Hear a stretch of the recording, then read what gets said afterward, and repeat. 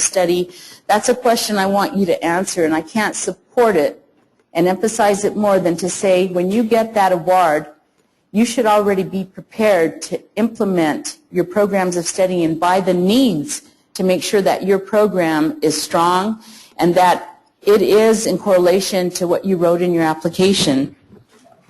As with any grant, budgets are based on need.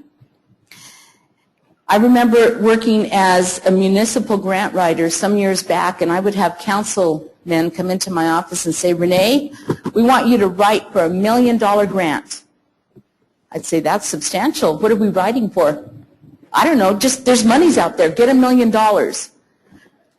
That's a big responsibility. I'd say, okay, I'm prepared to do that, but we're going to have to meet because I want to know how you're going to spend this money, because that's the big portion of writing a grant, is showing your need and purpose.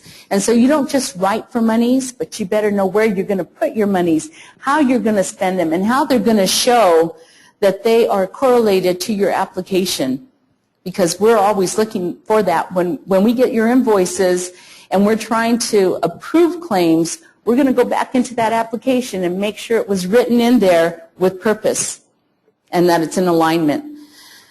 So it's very important that your budgets are based on program and student need. As a program of study is developed, the needs of that specific program of study becomes apparent. It is important to identify the needs of your students in correlation to industry standards. For example, back in the day we taught home ec, and I believe we probably used home ranges, standard ovens. Now we teach a whole different application called consumer science, and it's more industrialized. And in the classroom you will find the commercial ovens, preparing students to enter into the culinary field and utilize this equipment, with proper management, knowledge, and application. When you look at welding, and I know welding is big around the state as our career technical education grows, ask yourself, if the industry is asking for a TIG welder, are you still teaching on a MIG welder? Where are you when it comes to this? What are your students learning? What can they apply in the workforce? So these are kinds of questions that I want you to think about when you're writing your application, because the monies are there, and they're there to grow your students into careers. So, think about these things thoroughly. In creating your budget, there's a roadmap that needs to be followed in developing the Perkins budget for your district or institution.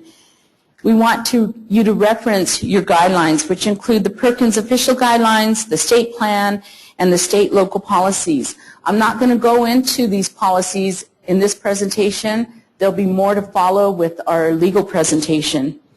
But I do want you to keep some things in mind. Work closely with your Perkins monitor, real closely. If you're not sure that your request meets the guidelines for spending, ask.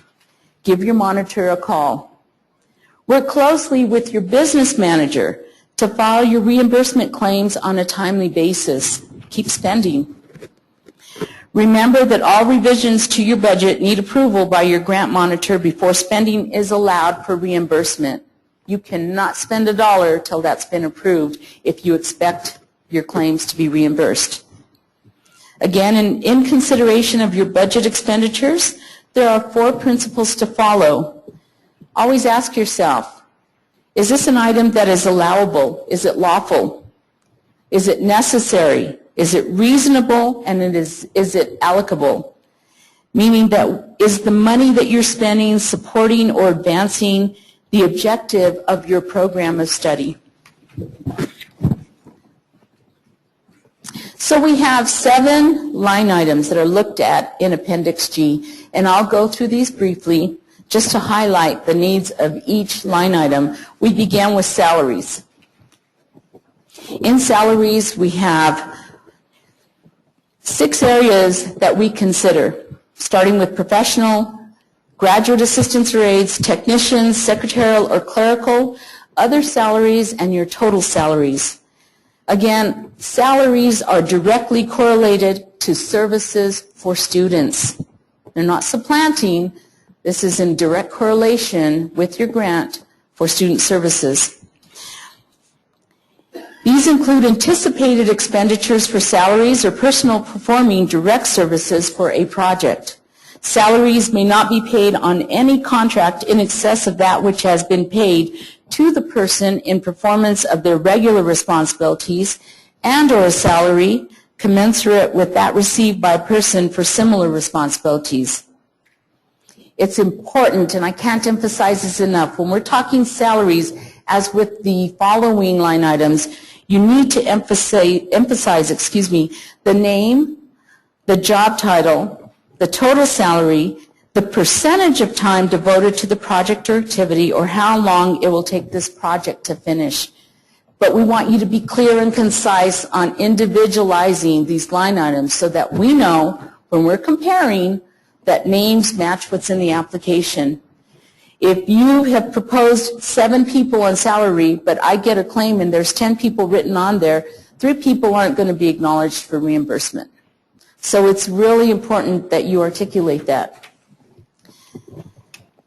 Again, itemized detailed requirements, and I'm going to keep emphasizing this: name of employee, job title, total salary, percentage of time devoted to project and or activity, or the total expected time the project will take to complete.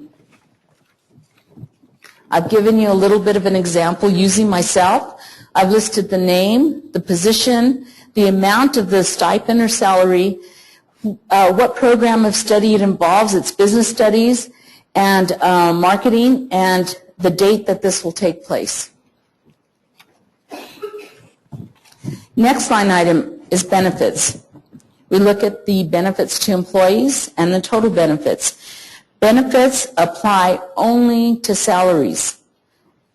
Here I want you to work with your business managers to determine the appropriate benefits as listed for your own schools.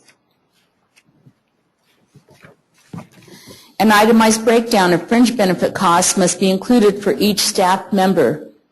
Fringe benefits are considered as those additional to regular salary, which are received by all employees, including such items as insurance, life and health, retirement, and Social Security.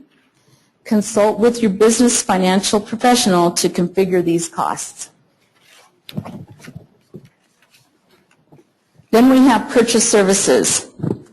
Expenditures include anticipated expenditures for services rendered by a company, a person or other educational agency or institution that are not available within the capabilities of the participating agency. Individuals performing contractual services are eligible to receive consulting fees and per diem at prevailing state rates. Consultant travel should be itemized under this category. Any equipment rented for use during the term of the contract is considered a contractual service. Again, an itemized detailed breakdown of purchase service costs must be included for each program of study. Then we look at supplies and materials. Supplies and materials expenditures refer to a consumable item of which the item cost is less than $5,000. Okay. And again here, we need an itemized, detailed breakdown of supplies and materials cost, which must be included for each program of study.